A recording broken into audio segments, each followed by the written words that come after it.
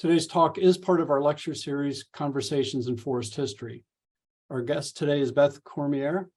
Beth is the Vice President of Research, Development, and Sustainability for Sappi North America. She'll be talking about cellulose, the most abundant polymer on Earth. Now, she'll be using some of their products as examples of what's happening in science and industry as a whole, just to let you know that. And with that, I'm going to turn things over to Beth.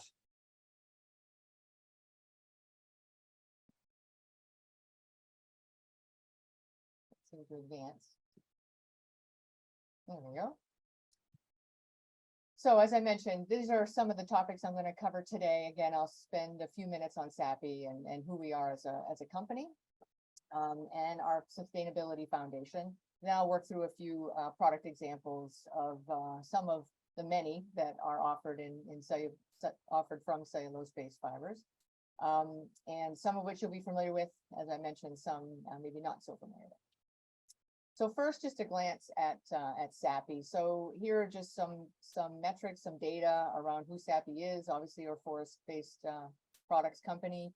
You see here, we're globally headquartered in Johannesburg, South Africa. We have production facilities in Europe, South Africa, and North America.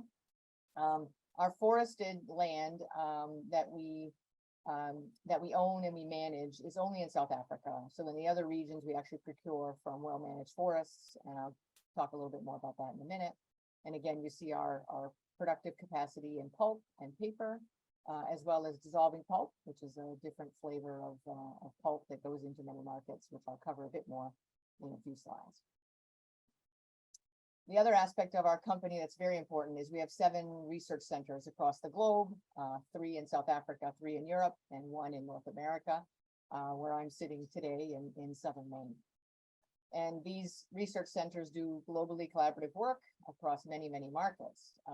And those markets are outlined here on this next slide. And again, we're a diversified portfolio, which all of these rely on well-managed forests and moving from woody cellulose to many markets that I'll cover.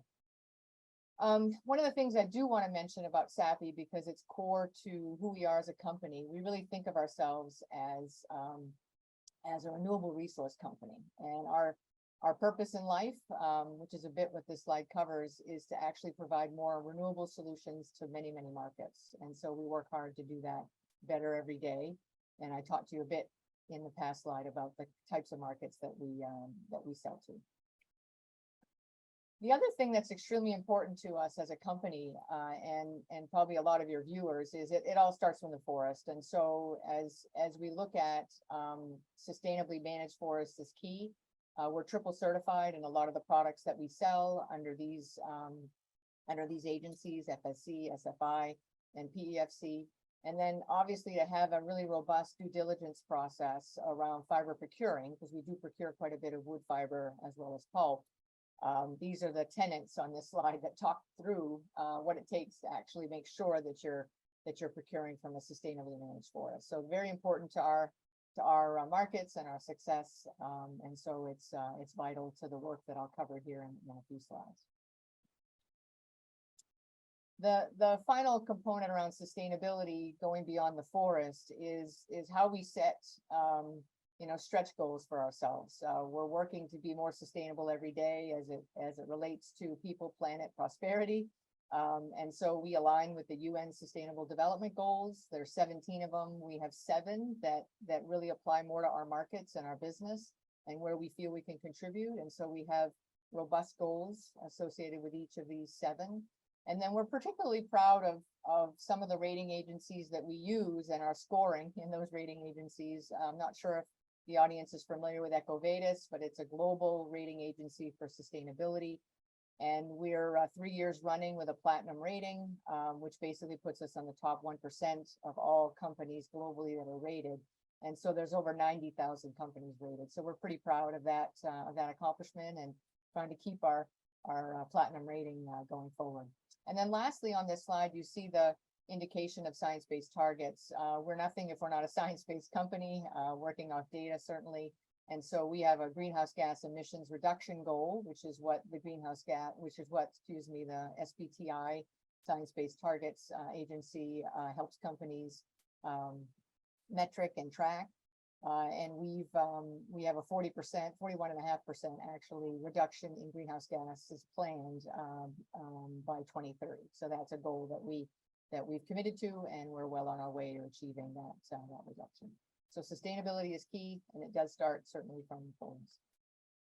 So what I want to do now, this section, I really want to walk you through our efforts to actually unlock the full potential of trees. And you have a collection of product and market areas that are on this slide to the left. And these are all markets we serve. Some are fairly core markets, big markets that we've been in for quite a while. Some are newer markets to us. But in the context of using the full value of a tree, we have lots of product innovation going on in each of these areas. But I want to start with talking a bit about pulp, and more specifically, our dissolving pulp business and the markets that serves. Again, some you might be familiar with, some maybe not so familiar. Our product is called Verve. That's our brand name. And so I have a short video just to give you an appreciation for the types of markets this type of pulp goes into. And on the other side, I'll talk a little bit more about how it's produced and a bit more detail around the markets. Sappi is the largest non-integrated producer of dissolving pulp in the world.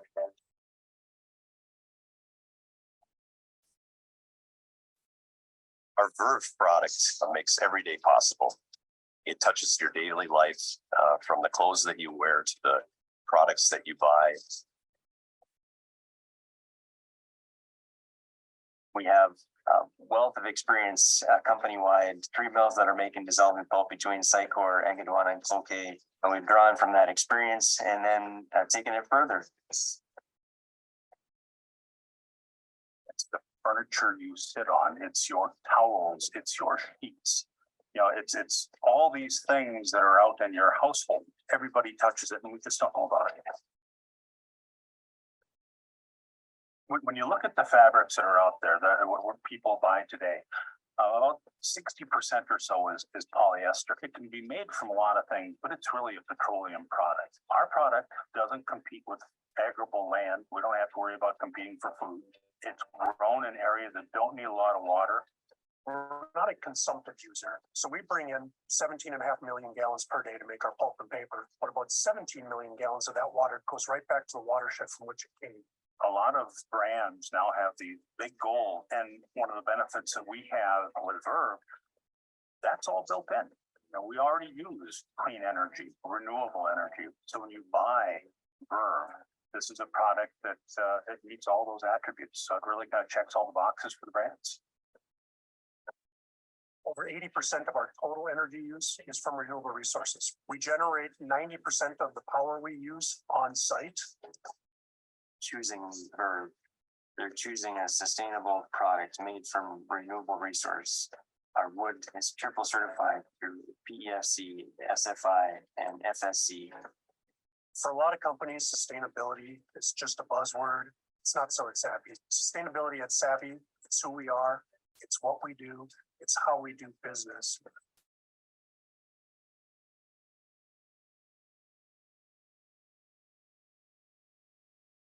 Hopefully that was a decent overview, a quick one of dissolving pulp. And again, it's Sappi's Verve. What I want to do with this slide is walk you through how this particular pulp might be produced differently than a pulp that might go into a paper product or a packaging product that you might be more familiar with. So these are the 6 general processes around going from wood chips up to pulp and pulp storage. And so the area that's different in making dissolving pulp versus a paper or packaging pulp is in the cooking stage. And so I'm not going to go into a lot of the details there, but just suffice it to say that what you're really trying to do when you're making a dissolving pulp is you want to actually remove certainly the lignin that's in the tree, as well as the hemicellulose. Other pulps for paper and packaging, you keep some of the hemicellulose in the pulp that you're making the product with. But with dissolving pulp, you want mostly cellulose, the carbon 6 chain, hemicellulose is a carbon 5 chain. So you want the pure cellulose. So that's the difference in comparing what goes into a paper and packaging pulp in general to a cooked pulp that goes into a dissolving pulp. And the other point I want to make is when these pulps go to our customers and they go in sheet or roll form, they look a lot like the regular pulp sold on the market. They then are dissolved with a chemistry that our suppliers provide, and they're dissolved in their factories, and then they're spun and dried, and they're spun into a yarn or a fiber. And then that fiber is actually spun or creates a yarn that then goes into a textile or a garment or a variety of other products, which I'll cover a bit more here in a moment. So again, these are some of the products that dissolving pulp goes into, some textiles as well as non-wovens with, with towel cleaners and things of that sort, but a variety of products. So I'll walk through a few more examples in a moment. But before I do that, I want to give you a sense of the markets for textiles. And so on the left-hand side here, you have a sense of the value chain. So you've got synthetic materials that go into textiles, so your polyesters, a few other types of fiber, and then your natural fibers. So that would be cotton as well as viscose. So viscose is what I'm talking about, dissolving pulp that goes into the visco grade of dissolving pulp. So viscose staple fiber you'll also see, which is BSF. And then there's some other fibers as well, like wool and things of that sort that are natural materials. But they get turned into a fiber, then turned into a yarn, and then down into processing for coloring, and then making a garment or a textile or whatever it might be. Now, one of the things that we talk about in terms of viscose fiber is some of the differences between making a garment or a material out of that fiber versus a more synthetic material. And obviously we're here to promote renewable materials working their way more into our markets so we can get more of a circular economy and staying away from petroleum-based materials. And so we promote this quite a bit. So do other companies that make dissolving pulp, which is great. And so some of the characteristics that are different between a cotton or a polyester and a wool, and you can see that we really reinforce some of the absorbency improvements you get with a viscose fiber versus polyester, biodegradability, breathability, and so there's lots of features that you can get improvement. And so certainly we talk that through in the markets. And as you heard from the video, about 60% of the textile market is polyester. And then cotton's about another 25%. And then interestingly enough, viscose, even though it's a natural occurring fiber and it's renewable and it has a great sustainability story, it's less than 10% of the market. So there's a lot of opportunity here to move these fabrics and fibers rather into more of our fabric markets. And so just to maybe close out on the overview here on viscose, most commonly used in fashion and home, and I think the video articulated that quite well in terms of pictures and why some of those products are preferred. Again, it's a bit about absorbency, breathability, particularly in garments. And then lastly, lyocell. Lyocell is a form of it's a version of a dissolving wood pulp, of a VSF pulp, but we're doing things to get to the next generation of sustainability. So this particular variety is processed a little bit different in our factories, but it can have higher strength. It has a bit better absorbency, and actually environmentally, it has a little different chemistry associated with how it's produced by our customers or our converters. And so it has a slightly better sustainability story, and certainly we're moving to put more and more of this in the market as well. So a couple more slides on dissolving pulp, because it's more than just textiles and fabrics and things of that sort. As you get into purer forms of cellulose, so higher C6 containing, there's always a little bit of leftover C5, is you get into some higher value markets or fairly high value markets where you're looking at foodstuffs and actually pharmaceuticals for binding agents, as an example, for pharmaceuticals, which this picture connotes, emulsifiers, extenders. So they can be an additive in pharmaceutical recipes, as well as an additive in other foodstuffs. In this case, dairy, it's used as a filler. Sometimes it provides an interesting texture to creamery goods, ice creams and things of that sort, and yogurt. So this is also an interesting market where, again, the forest finds its way into not just our home goods and what we wear, but also in some of the products that we consume. So I opened the door earlier to kind of forest to fashion, which we like to say, and with moving from the forest sustainably harvested, and then moving into a lot of the textile markets with dissolving pulp, beyond the paper and packaging that we also produce. And so now I'm gonna walk you through why I'm going even farther, why paper is sexy. And so there's a dimension of our business where we do some interesting things with paper, with forest-based paper, to get to that paper is sexy claim. So we texture papers. And so these textures that we put into papers go into all of these applications. So I would bet that every day, every one of you touched something that was textured by a release paper, probably by Sappi, because we have a fair amount of this in the market. And it's texture that creates the touch and feel that people are familiar with either any of these products. And so we've got all kinds of textures that mimic nature. Wood grains, we have billy goat. Somebody wanted billy goat, so we made a texture that paper looked like a billy goat hide. We have a lot of rawhide, we have leathers and things of that sort. So our library is extensive, depending upon what the fashion trends might be. And so these are some of the products that goes into. So you might be asking, oh my gosh, how does that work? What do you do to put paper into these products? Well, we're not actually putting the paper into the product. So let me just explain a little bit further. So here we sell a release paper, and it's a cellulose-based paper, like normal. The science part is in the blue, and so we have a proprietary chemistry, as well as a proprietary finishing process, which puts a texture into that coating. Now that texture can be down to the micron level, very, very small features, depending upon what people are interested in having the surface look like. We sell that to a converter, a caster in most cases, for fabrics, if you will. And that caster pours either a PVC or a polyurethane or different chemistries onto that texture. And then of course they dry it. And then that polyurethane is essentially an imitation leather in a lot of cases, or other fabric. And so it takes on that texture. And so you can see then they put a backing on it and then they roll it off. So our product's really used as a mold. In a lot of cases, that's how you can think about it. And so here's a photo of what I mean. So the left-hand side, the white portion is our paper that we've sold with a certain pattern on it, as you can see from that photo. And then the caster, this is a demonstration, of course, but the caster will then make that other article on the right-hand side with you know, a series of colored casting material, and then pulling that off of our textured paper.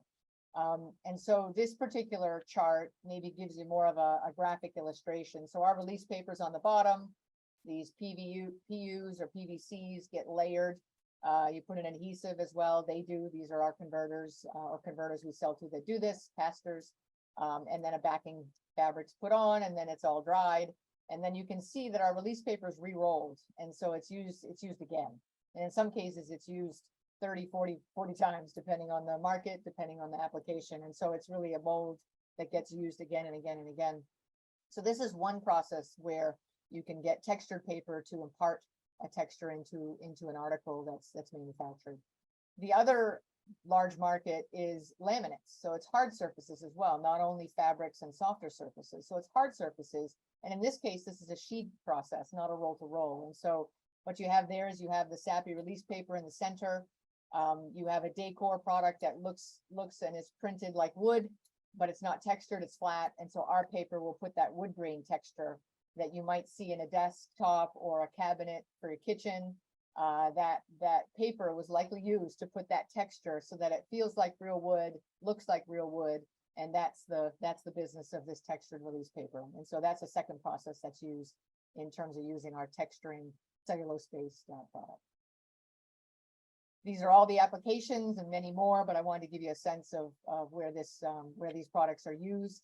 And for the most cases, a very global market. So we produce this in North America only. But it goes around the world depending on where the casters are and their markets. And so certain markets tend to be geographically located, but they're sold all over the world, certainly. So just to give you a feel for this, this very global market. So again, what's next for texturing? This is an exciting area. I think about some of the students that might be in the audience and what an exciting time it is for cellulose. And I'll talk a little bit more about that later. But one area here is, we texture paper. And so what if you take that texturing beyond just aesthetic look and feel like we do today? For example, the leather seats you think you have in your automobile, they may not be leather. They might be actually imitation leather made from one of our textured leathers. We'll see. But what you have here is an opportunity for a little bit of biomimicry, which is one of my favorite topics. Nature, I think, has a lot of the thorny problems we have today can be solved by things you discover in nature. And cellulose is no different. And we'll speak to that a bit more in a minute. But this texturing capability, what if we can go to micro feature size, so very, very small, and also nano in some cases, depending on the application. And so what can that do? You start to get to the ability of bending light.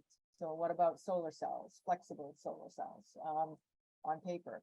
You get to maybe experiment with microfluidics. So that's actually channeling fluids in very precise ways in very timed ways. And so that's used in the medical industry and other industries. And so what if we put those on flexible as opposed to silicone wafers, and we end up having, in-field diagnostics. So those are some of the areas that are certainly being explored, but paper can find a way, and, forest-based cellulose can find a way into those markets, certainly. So a lot of fun experimentation going on in that area.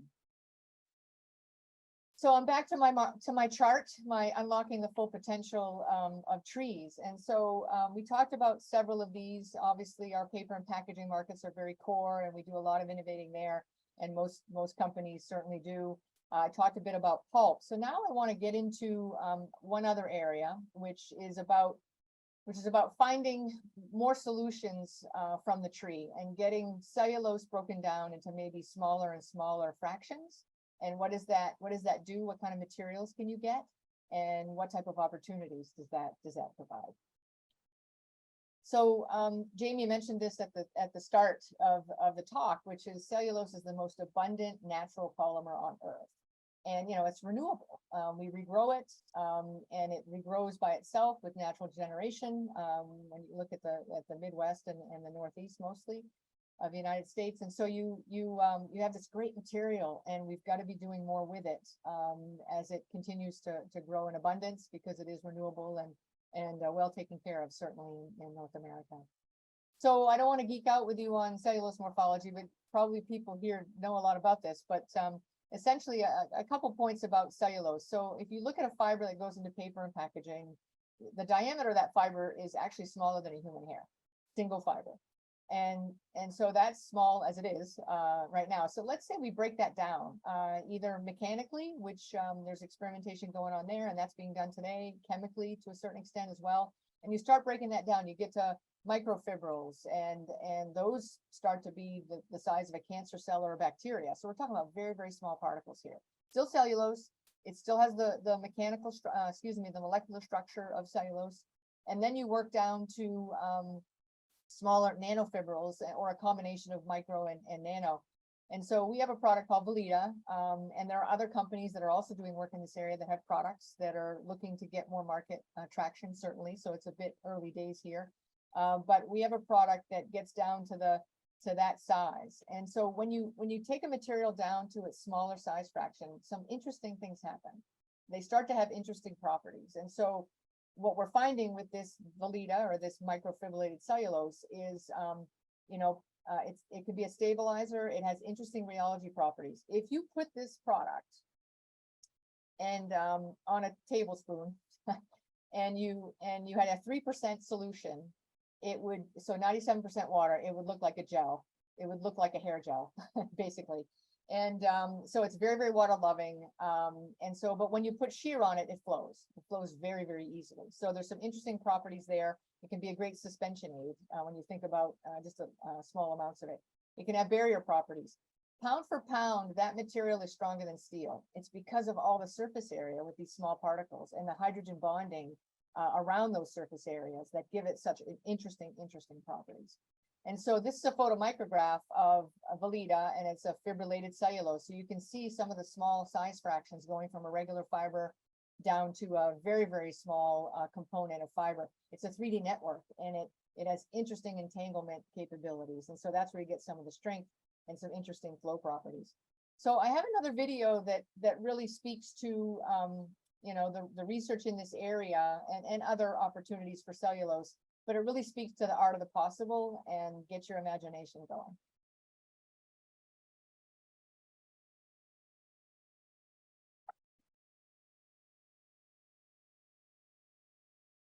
Searching. The forest products industry is constantly searching for ways to unlock incredible innovations. Where are we searching? Everywhere, but especially in a place that we know well, the forest. We've been making useful products from trees for years, but now we're going even deeper into the tree for a new generation of products. Using the science of nanotechnology, we're unlocking the tiny secrets nature has held for centuries. But why are we doing this?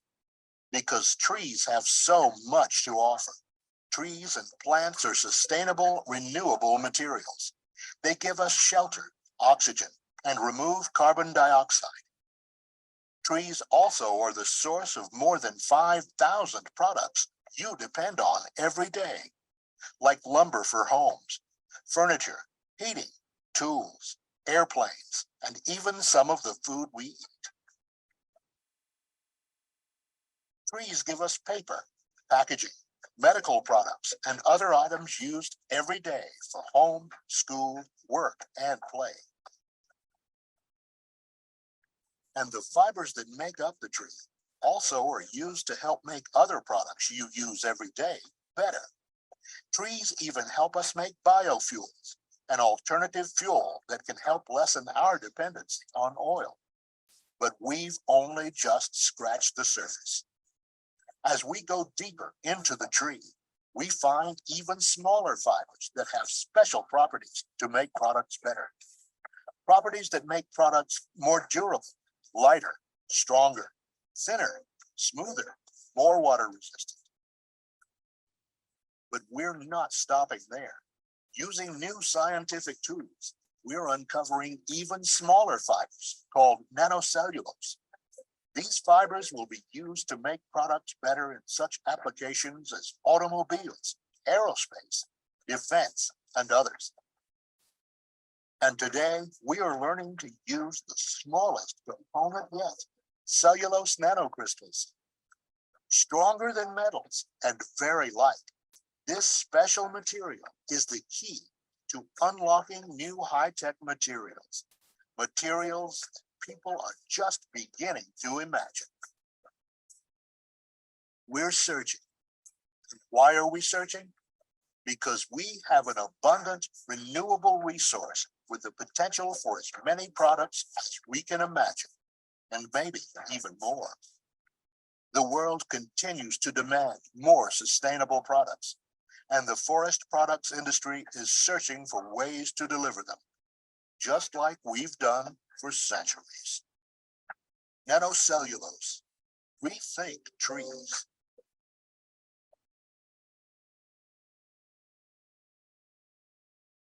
So yeah, lots of opportunity there. And again, this is some of these developments are early days. There's several companies working in that area, but I think we're all appreciating in the forest products industry that there's opportunity here. And so there's some interesting development going on at Sappi and other places as well. And so this slide just gives you a sense of some of the areas that as an industry, you know, we're focused on. There's others as well, but just to give you a flavor.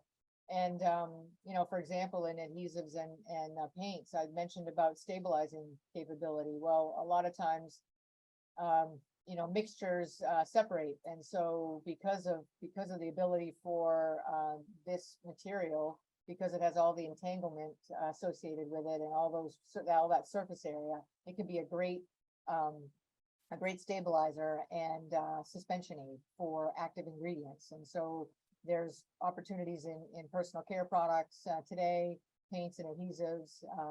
There's also composites, you know, whether we can use cellulose to get to more higher strength composites as an example as well, because of its surface area and its ability, if you compatibilize it, depending on the other material you're working with, then you can get these structures that are actually lighter, which is a lightweighting component for sustainability, automobiles, those kinds of things. And so all kinds of applications across markets. Again, somewhat early days. One of the other ones that is in the agricultural space, which there's work going on, is really crop protection, freeze and sunburn protection, where, you know, today you can spray a material which includes a natural microfibrillated cellulose, and actually protect the budding process from freezing in freeze thaw situations, and actually harming the yield of a crop. And so there's some larger scale applications, which I like, try to get more of this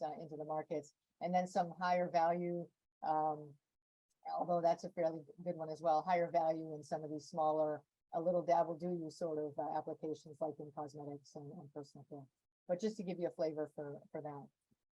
So my last slide here, just wrapping up and reminding everybody about, you know, it starts with the forest, it starts with sustainably managed cellulose, and we're very excited as a company to do more in bringing this very renewable product into more markets, as I outlined, some of which we do today and some we're experimenting with to build, you know, a more sustainable circular economy for tomorrow and for the future. So I've talked about most of these on the cellulose side, certainly.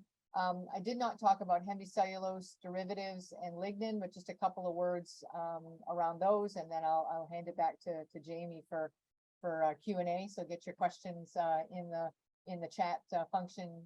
Now would be a good time. The hemicellulose. So if I mentioned on our dissolving pulp, anyone who's making dissolving pulp, where you're stripping out the C5, the hemicellulose, that's carbon 5. That's an opportunity to maybe do a bio-based chemistry with that stream. And so there's work going on to look at that as part of using the full value of a tree, certainly. And lignin, we have an active lignin business. That's not a new business. That's not a new market. Lots of companies participate in this market and use lignin-based polymers. It's a very complicated polymer, but using that chemistry, that lignin that comes from the tree, and converting it into other specialty products is done today fairly elaborately.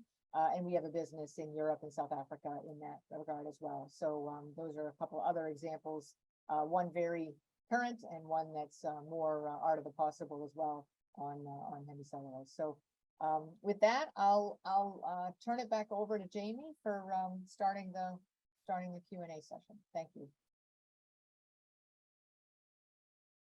Thanks, Beth. And I'll go ahead. I'll ask you if you could stop sharing the slide. That's a beautiful image, but you know, I'm sure our audience wants to look at us and see what cellulose-based products we're touting on our persons. So thank you very much. That was really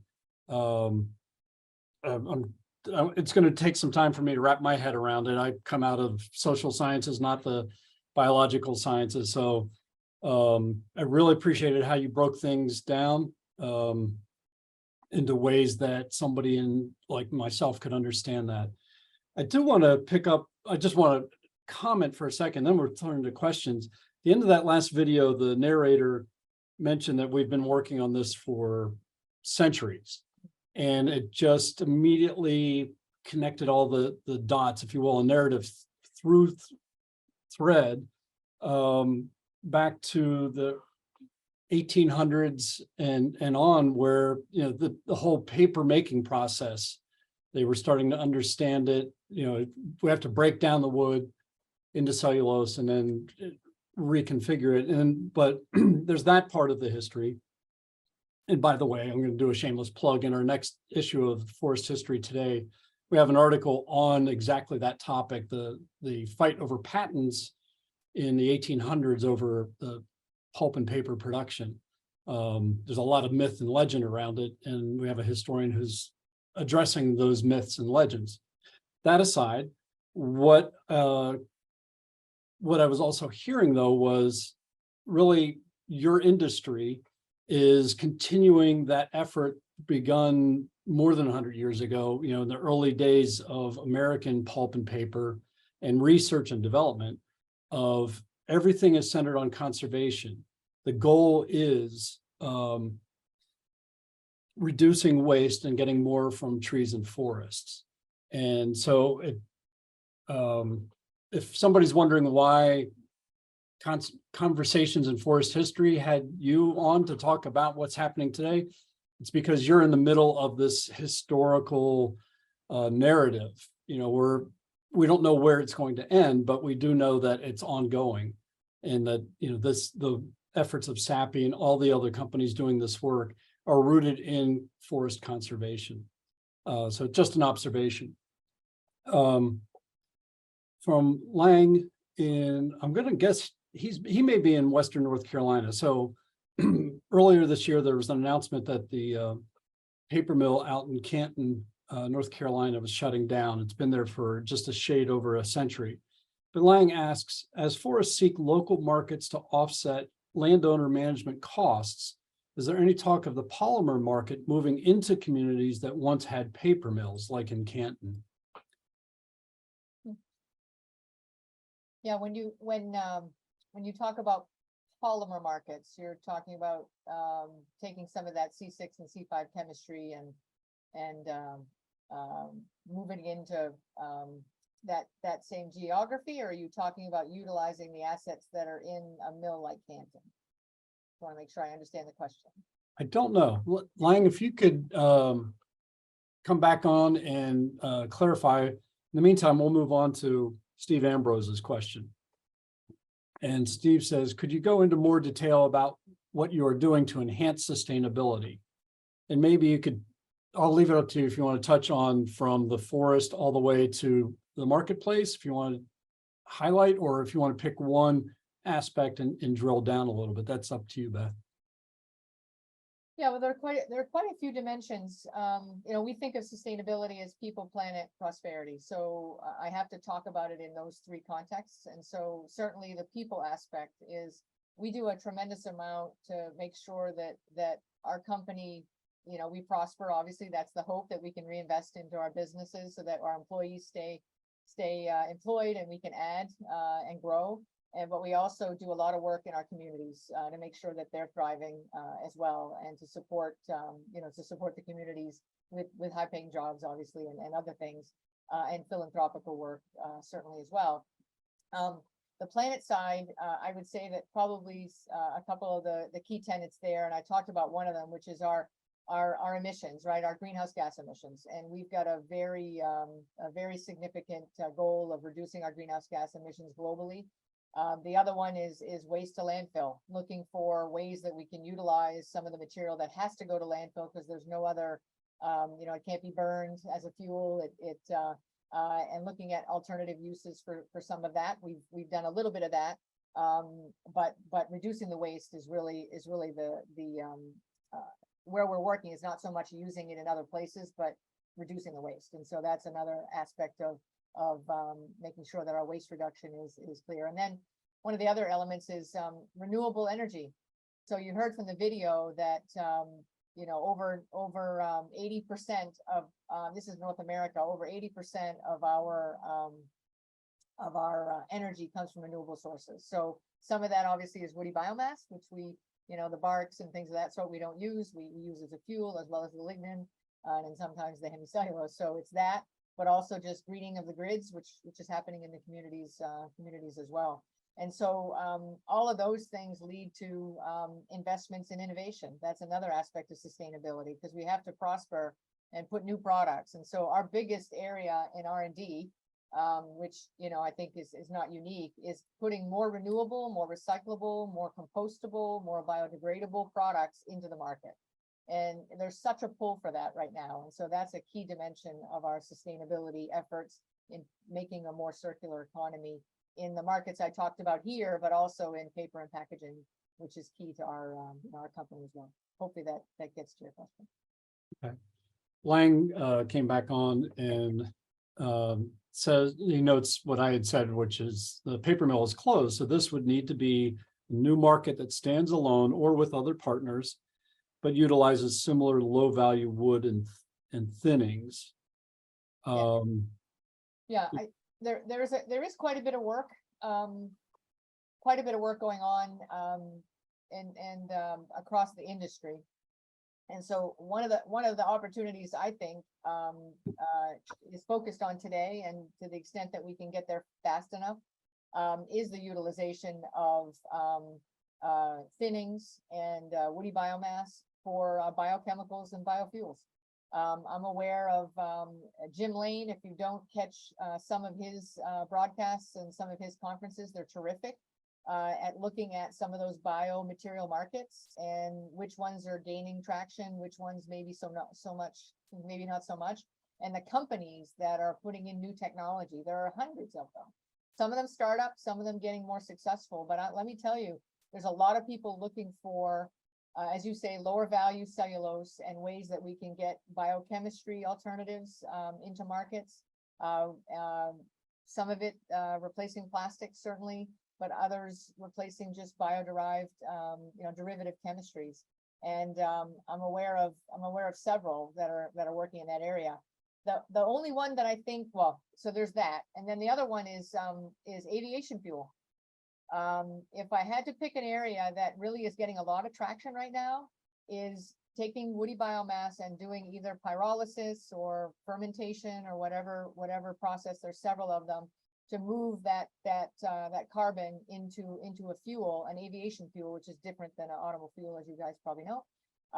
And I can think of 4 or 5 companies that have broken ground in the last 5 years on facilities that will make aviation fuel. And you've got a partner there because they're all funded by the big aviators, like United is a big one and others. So I really think there's opportunity in that space. I do. Huh. I had no idea that. I mean, we're familiar with automobiles and the use of ethanol, so, but I had no idea it was also going into aviation fuel. So I'm going to roll 2 questions together. William McNabb asks if both conifers and hardwoods are used in your products, and someone else asked if you could cite some specific tree species. Yeah, well, it's different in the regions, obviously, but in North America here, both of our facilities are in one in the Midwest, in Minnesota, and 2 in Maine. And so we use mixed hardwoods mostly in Maine, and then we also make softwood, mostly white pine, and some spruce, and so but mixed hardwoods, it's maple and hemlock and aspen mostly. If you covered sort of the North American sites that we pull wood in for, I think those are probably the top ones. Yeah. And then because your plantations are in South Africa, it's the same where it's a mix of conifer and yeah, mostly eucalyptus in South Africa with some pine. Yeah. Okay. So I would say those are the 2 species, but it's higher levels of eucalyptus mostly. Yeah. Okay. Well, we have a question. Do or should a company that incorporates renewable cellulose get some kind of credit in the marketplace? Company that uses renewable for a product, for any product. I guess so. Yeah, I love that idea. Create economic incentives. All right. There we go. Well, what's interesting about that comment, there are some things occurring in there's 4 or 5 states now in the US that have two that have laws on the books, but others that are coming, I think. And I'm not sure if your audience is familiar with the, it's a producer responsibility, law. And so what that is it's anybody who buys packaging, who puts packaging as part of their product. So let's say it's a Procter and Gamble or someone who's selling products into the different states in the US. And so there's a law that basically says that because they're trying to reduce waste, they're basically saying that it's a producer responsibility that you use a more renewable package for your product. And so there's a whole bunch of rules around that. Mhm. And what do you mean by more renewable, more recyclable? And so there's a whole bunch of rules, but what this is trying to do, these states are trying to get their recycling ecosystems more economically viable. That's what's happening. And because the, recycling centers in general, some of them make okay money. I don't know the economics, but, and some, some are struggling. And let me give you a fact is for high quality white recycled paper that you would use in a product to make your product partly using recycled fiber, let's say. Now you can't just use 100% recycled fiber because there's strength issues and quality issues, but recycled fiber is used in a variety of products. Some are better spots to use it than others, and I won't go into all that math, but what I'm trying to say is over 80% of those facilities shut down in the last 15 years in the US. There's only 4 left, I think, something like that produce high quality white recycled paper that you can then use in a bleached, product processing plant like we make all bleached product in North America. So the supply's not there. And so what's happening is partly because they couldn't make money, they didn't have a market for it. China was part of the issue where China didn't take our recycled content anymore. So that happened a while back. And so now you have these facilities that just couldn't make it work from a market standpoint. So they're trying to get more recycling of plastics and metals and paper and everything. It's not just paper, but what's going to happen is they're trying to put rules in place that want producers that package product to put more recyclable packaging, choose more recyclable packaging, which we like because we're a very renewable option for customers. So instead of using glass or metal or plastic, let's use paper. So we'll see where that legislation goes, but that would be an example of incentivizing big consumer products companies to use more paper-based packaging. So we'll see where that goes. Is bamboo one of the species that is being used in any form or fashion? Yeah, interesting. We use bagasse, which is a type of, I think it's in the bamboo family. Your audience will hopefully correct me. I may not have that right. But we use bagasse in South Africa because it's a sugarcane derived stock. And so we use some of that in one of our mills in South Africa, but not to produce textiles. Okay. There's Gary may be following up a little bit on Lang's questions about paper mills. He's asking for a comment on the significance of declining presence of pulp mills in the ability to sustain forest and forest products industry. Yeah, that's a great point. We worry about that as well. The industry at large worries about that because you're at a point where we want to see these generational forest lands continue to be operated.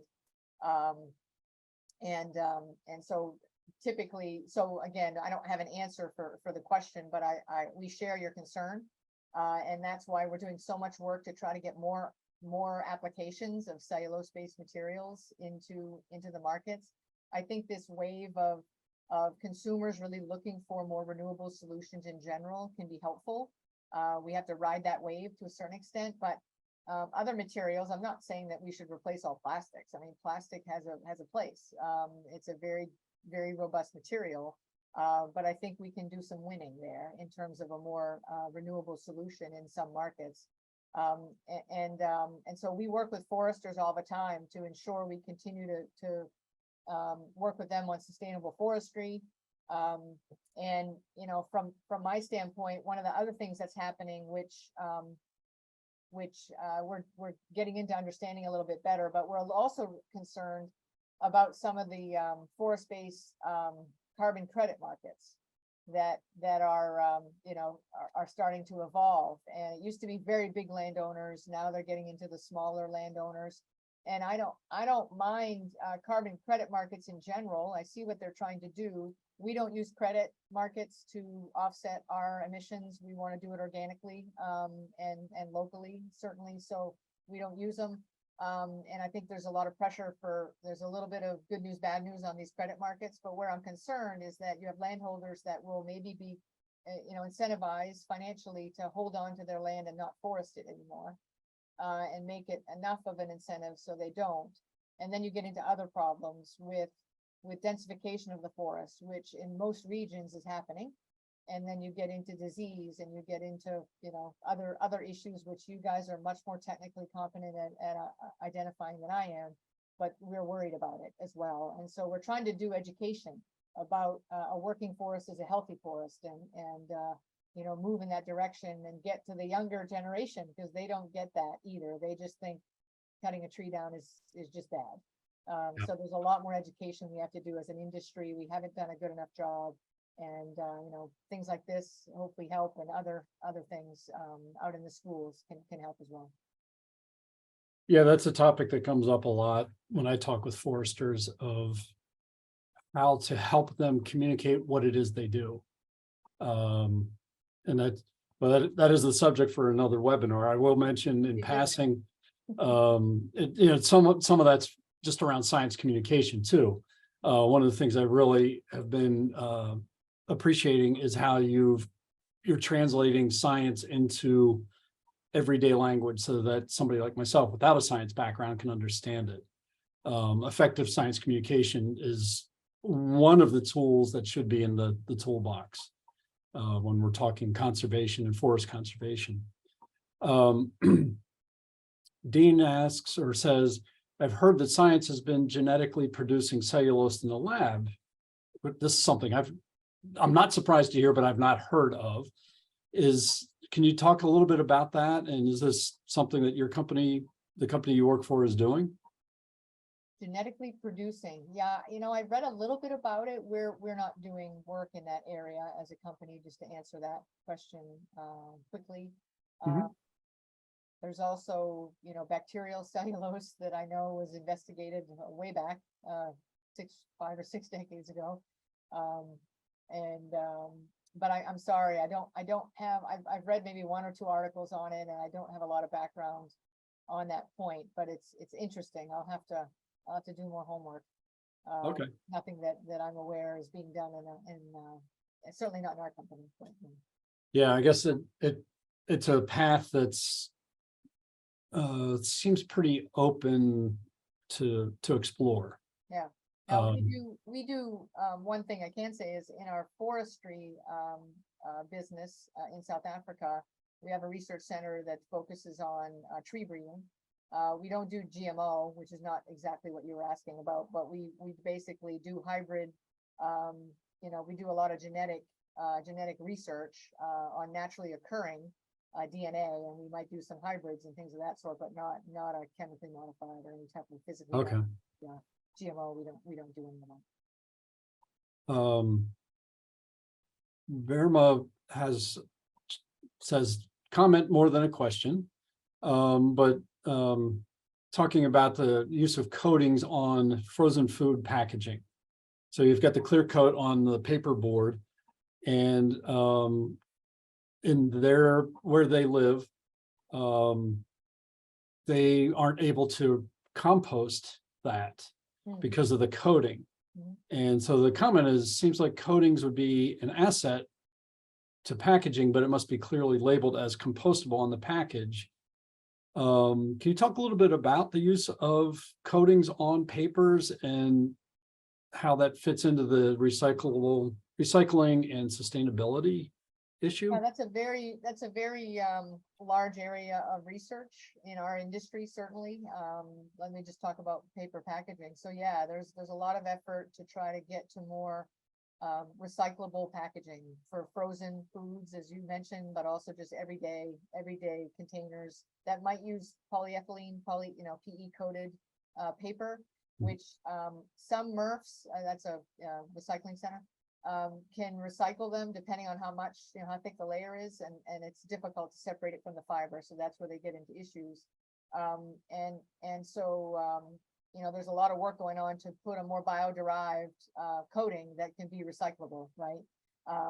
Or have a thin enough layers where it can be recyclable, and then onto compostable. And so we do products that we are investigating getting them to the compostable level in packaging. So that's active work. But I agree with the gentleman's comment is that coatings that can be more renewable and more recyclable, that can replace some of these PE, some of where PE is being used, polyethylene, a petroleum-based product, is a real great opportunity for paper-based products. Absolutely. Yeah. So that's the difference is PE is petroleum based, Right. and that's creating problems when it get for either composting or at the recycling center. It won't break down in a compost, certainly, even an industrial compost, it'll be difficult. And they have some equipment that can separate the lining, the PE lining from the paper, but it's difficult and not all equipment can do it effectively. So it's a contaminant, basically. Yeah. Okay, and probably not cost effective to develop that machinery. We have somebody who's wanting to know what your thought about the commercialization of nanocellulose. You think if we see its mass production in the near future in the production of nanocellulose based materials in the market, can you talk a little, I guess, Yeah. touch a little more on that?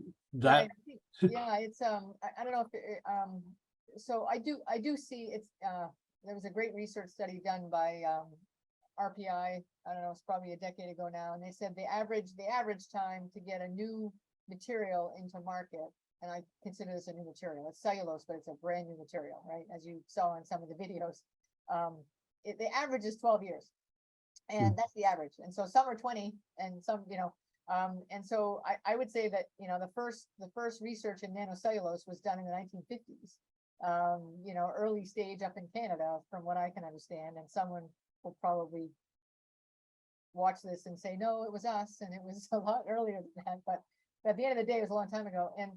And so what's happening in my view, with microfibrillated cellulose and nanocellulose is that you have, there's producers of it, and there's several of them, ourselves included, that are working to develop the markets now. And so the flywheel isn't quite to the top yet. And so we're a little bit in the valley of death. I hate to say it that way, but that's an expression in business school, the valley of death, where you've got all this initial excitement and you see these property balances and you see what this fantastic material can do. It's renewable, it's recyclable. And then you get some customers to try it, they like it, but it's early days and it's small volumes. And now you don't have the money to justify a plant, a big enough plant to then do more market development to get to larger applications. So it's a bit of a doom loop there. And so I think there's a little bit of that going on in the market right now, but don't lose faith. I think it'll come. It's just going to take a bit longer. And like I mentioned, there's some larger scale applications that I think everybody's getting better at, and that'll help the whole industry. That'll help the whole industry. So I'm hopeful that there'll be more of those larger scale applications that'll help push that along. The minute someone has the justification financially to build a larger plant, in wherever geography, you're going to see this take off, I think. Yeah, so scaling up is one of the challenges there. I'm pretty sure the U.S. Forest Service at the Forest Products Lab in Madison, Wisconsin, for years has been doing research on wood fiber nanotechnology. It's that challenge of that kind of research. There's the practical and then the theoretical. But it's got to start somewhere, and the guys over there did a great work. I've been there, I've seen what they've done, and other universities and what they've done, and there's some great work. And so we've just got to have faith. It'll come. Lynn Wilson asks, from your perspective, what do you think are the most exciting opportunities or new emerging technologies that you see on the horizon for forest-based cellulose? Well, we just talked about one, so just continuing to drive to more and more science around those the full value of a tree, certainly. I think I would say that the other opportunity that is also being worked. So I think I mean, there's lots of things you can think of doing, but there's not that much research going on in that area, or very little. So the other area that there's a lot of research and a lot of effort by lots of companies is in this whole concept of using cellulose to replace plastic-based packaging, and also in flexible packaging. So there's rigid packaging, which would be the frozen food example from earlier, as well as, consumables that come in those plastic trays. Why can't we make that out of paper? So there's obvious ones. There's reasons why they're not done that way today, but and I mean, one of it's cost, obviously.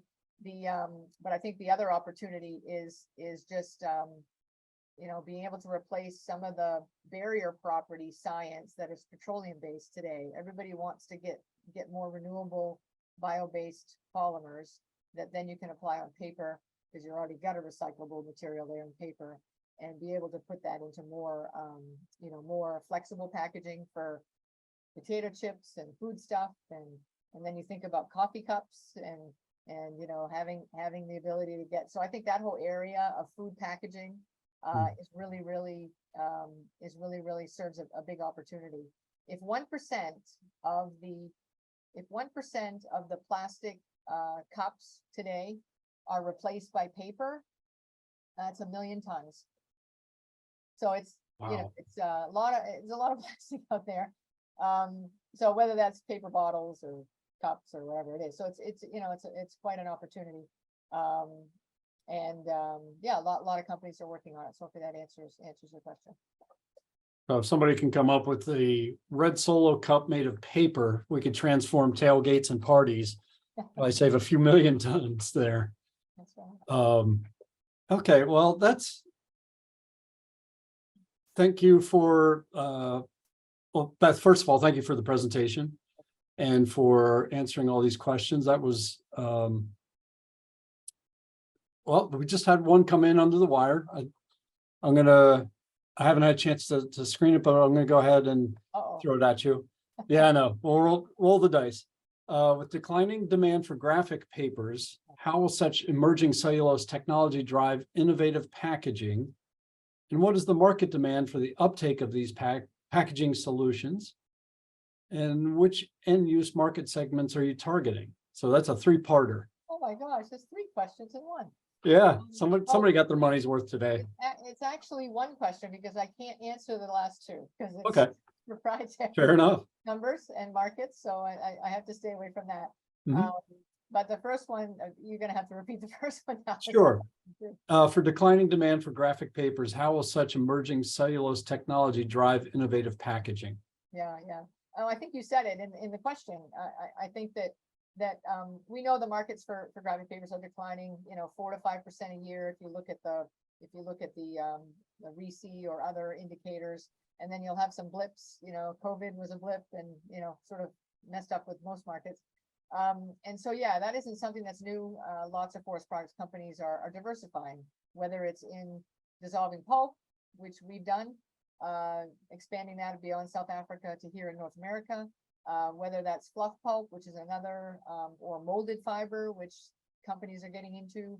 All of that can be, the molded fiber, as well as looking at innovations for putting better barrier technology onto paper so it can replace plastics. All those 3 areas are ways people are diversifying. And then I always hold out hope for us continuing to use the full value of a tree with respect to biochemicals, and whether you go to the biofuel route for aviation.